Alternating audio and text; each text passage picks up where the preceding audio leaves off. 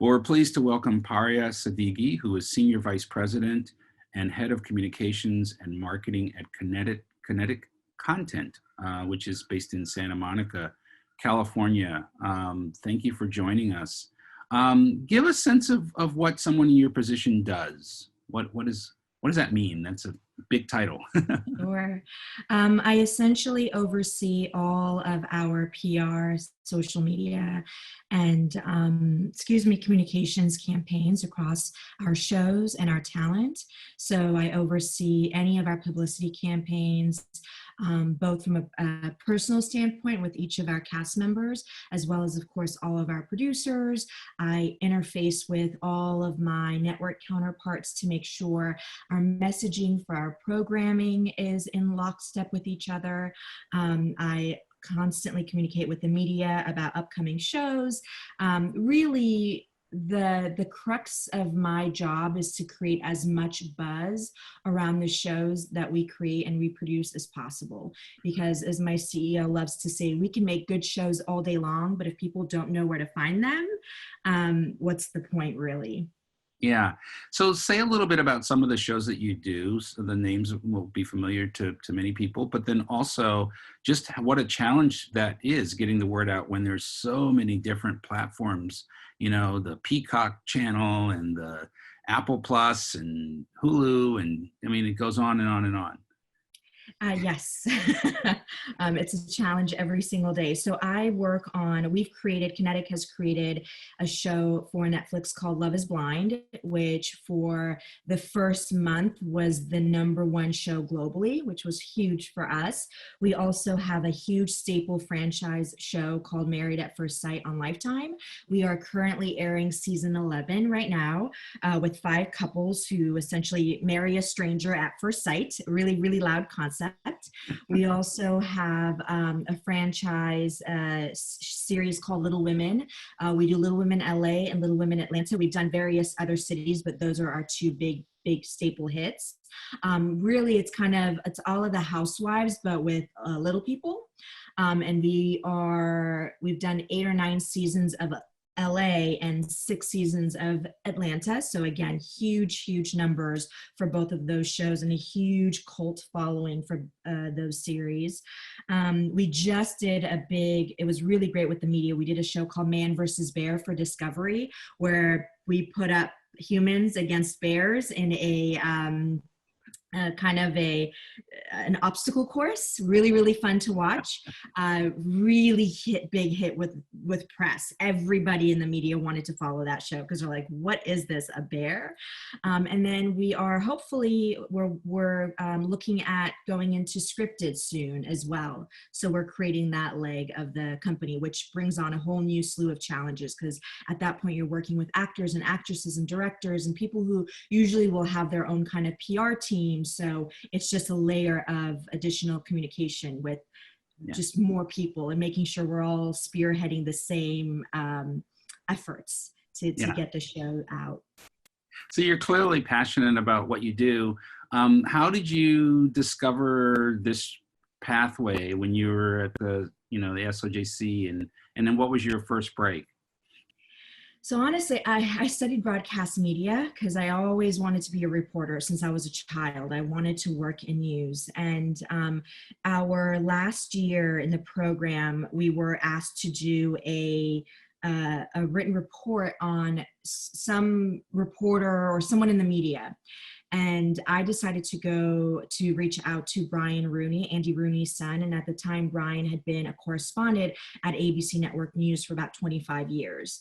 And long story short, I babysat for him while I was in high school. He and I never really spoke. I mostly worked with his wife. I think he maybe saw me in passing one time, had no idea who I was, but I reached out and he was gracious enough to give me the interview, and we stayed in touch.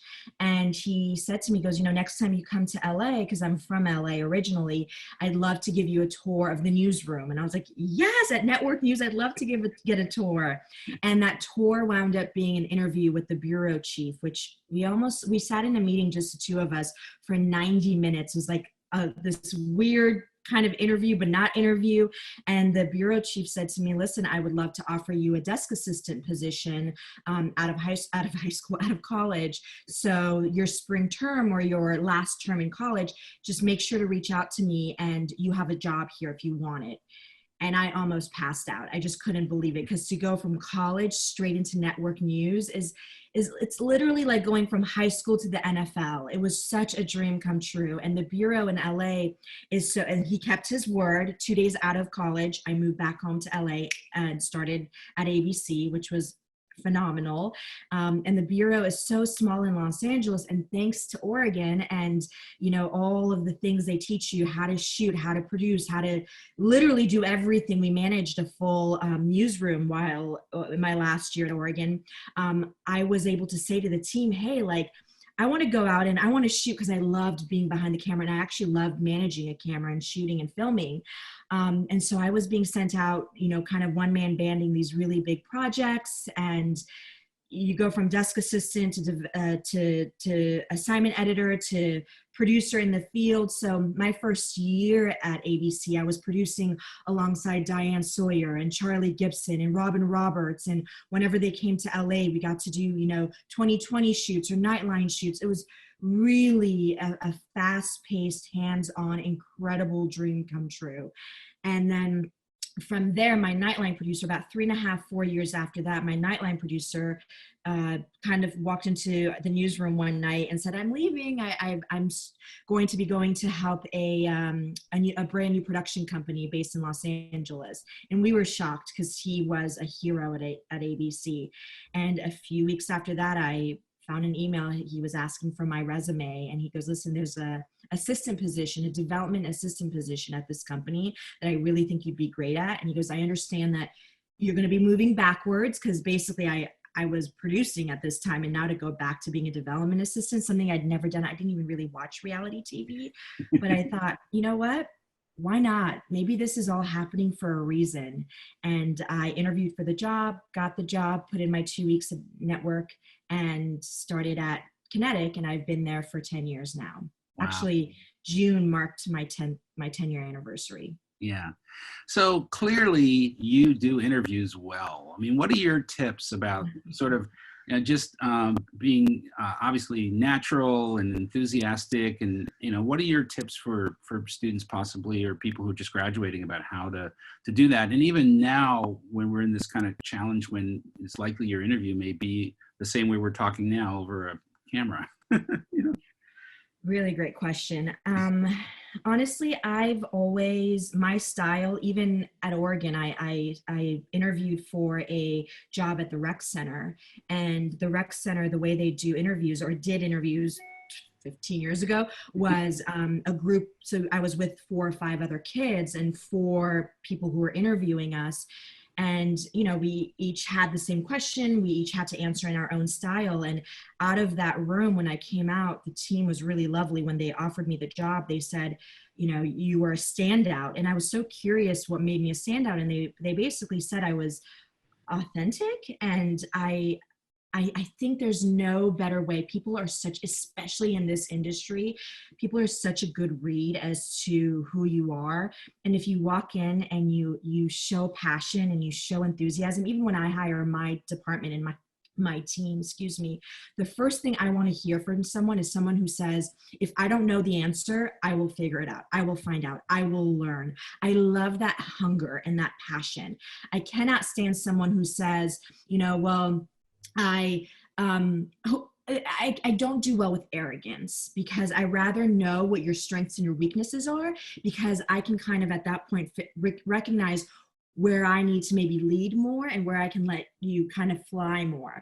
And I really, in every single interview I go into, I try to kind of lead with, these are my strengths. This is what I love, but I also need you to know that this is maybe perhaps something I don't know well. But I think passion, authenticity, a huge level of integrity, and really, again, making sure that the person who's interviewing you feels like it's a conversation and not really a dialogue, or I mean a monologue. Like, I love when someone asks me questions. I love when someone has studied the shows we've done, and they've looked at our website at least, or they know what my role is in some capacity. I think it's so dangerous when someone walks in and doesn't do their homework in any area of life. Even to this day, when I walk on to the set of a shoot, and whether I'm doing PR work or I'm producing, I have spent days, maybe weeks, studying what I'm walking into, so that I'm never, of course, we're going to be caught off guard. We're human, but I'm going to try to lessen the possibility of that happening as much as possible. It's great advice. I want to introduce Christina DePinto, who is a PR major and has another year at Oregon. Christina has some questions for you. Thank you so much for being here today. Your career path is super inspirational. So I can't help but ask about kind of the media circus around Love is Blind. And it seemed like it really took over every outlet, every platform, and really became the show of the quarantine. So I'd love to hear about what the strategy was behind that, and how much of that was a surprise, and how you kind of controlled the organic buzz that was coming from it. Great question. Yes, really, really great question. And I love that you knew to ask that, and you've clearly done your homework. So I will say, I don't think that it's a popular response. I knew this show was going to be huge. Netflix has such a machine built in. They're so just incredible with kind of knowing what works for them and what doesn't work for them. So there's some shows where I'm very like, this is what it needs to be. This is what our campaign needs to be. But with Netflix, I really took a step back and allowed them to lead. They're geniuses, truly. Their PR team just sees things in a way. They know what their audience wants. They're global. So they they've done their homework. They've really done their research. So whereas they came to me initially and we discussed, because I do Married at First Sight, I was like, I don't think we should put our couples out there. I do think it should be one guy and one girl from different couples. And we initially went out with Nick and Vanessa. So they did the first 2 weeks out. We did a big press push with them because they are the kind of the faces, people recognize them. And then after that week, when we got closer to the week of actual premiere, we took out, I had suggested to the team, Lauren and Mark, who did a phenomenal job. We do media training with them. We kind of walk them through what the talking points should be, what messaging we really, really want to hit, and what to avoid. Like, we didn't want Lauren to say, I'm still married. Like, we want that to be ultimately a surprise, or for Mark to go, my relationship didn't go anywhere. So they really had to stay positive and upbeat and just talk about how the process changed their life for better or good, for better or worse. You can see how positive I am, for better or good. It changed their lives. So that was kind of where we started with, and then we sent out advanced screeners so press can watch the show. And honestly, the feedback, as soon as we sent out those first, I think, 5 episodes to the media, we knew this is going to be a hit. So where some will say to you, no, we hoped it would be a hit, I knew from the passion of my CEO who created the show.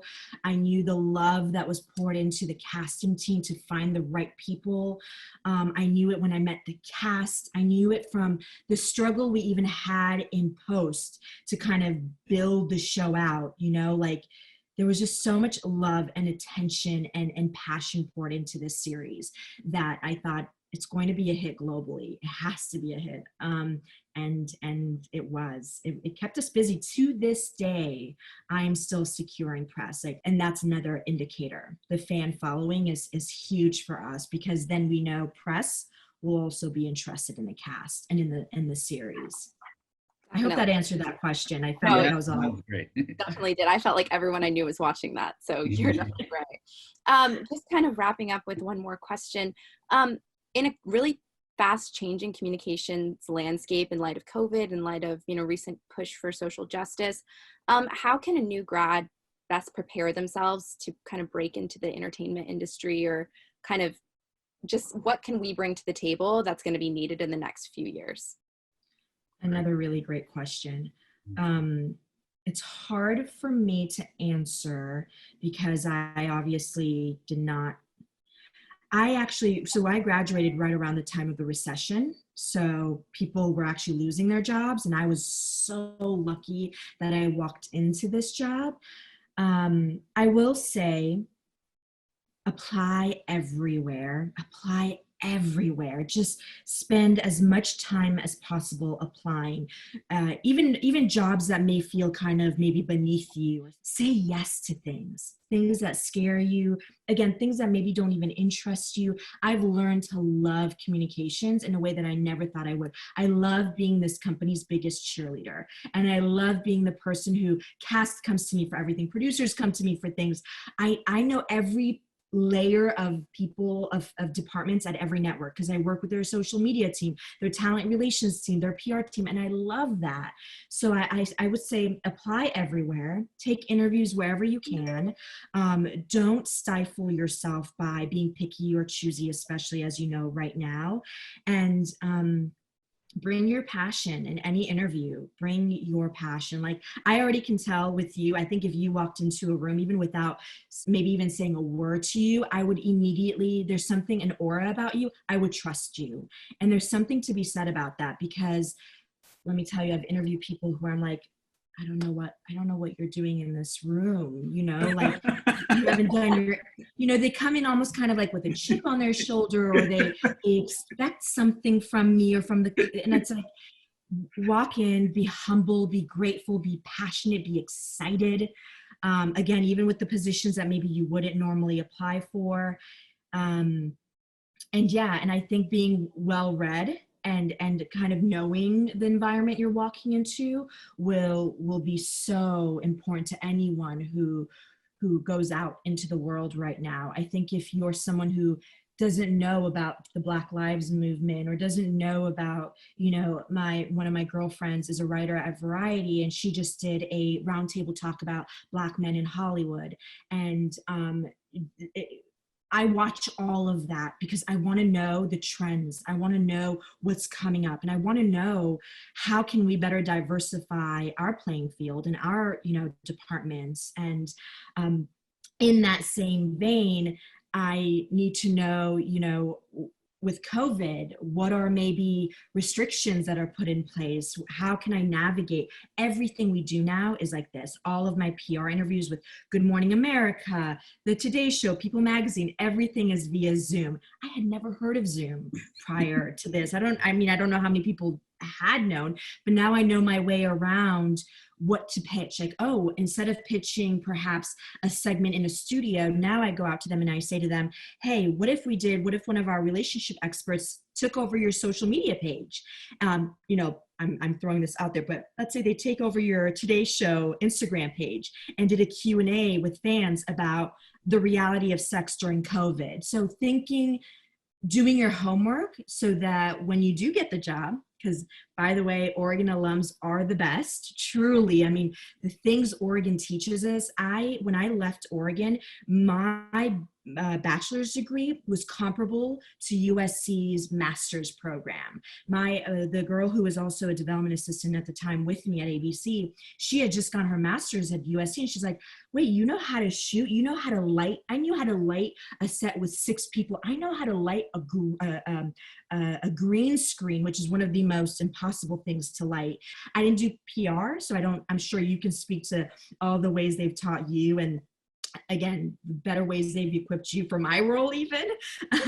But yeah, do your homework, study, apply for everything, be flexible, please stay in contact with me. I'd love to, at some point, if you do come to LA, network. Take those coffees. Maybe don't even ask someone for a job. Maybe ask them to take them to a coffee date or a Zoom coffee date and pick their brain. That's what I did with Brian Rooney. It was, hey, I want to interview you for this, but I also want to know more about how you got there. And whatever he saw in me, and I'm so grateful. I still to this day don't know, because I was such a intimidated, low self-esteem. I don't know what we talked about, but whatever he saw in me during that interview made him brave enough. Everyone at ABC said he had never recommended anybody in his 25 years for a job. So when he came in and said, there's a girl I want you to meet with, they really listened to him. So set those up, do the networking, build really deep relationships with people. It means a lot, especially in our industry when it feels very transactional. It means a lot to feel like someone cares about you as a human and how you got to where you got to and how we can then help pay it forward. Thank you so much. Wow. Really a great session, and we really appreciate your advice, and we continue to follow your success. Thanks so much. Thank you. Thank Thank you. you, guys.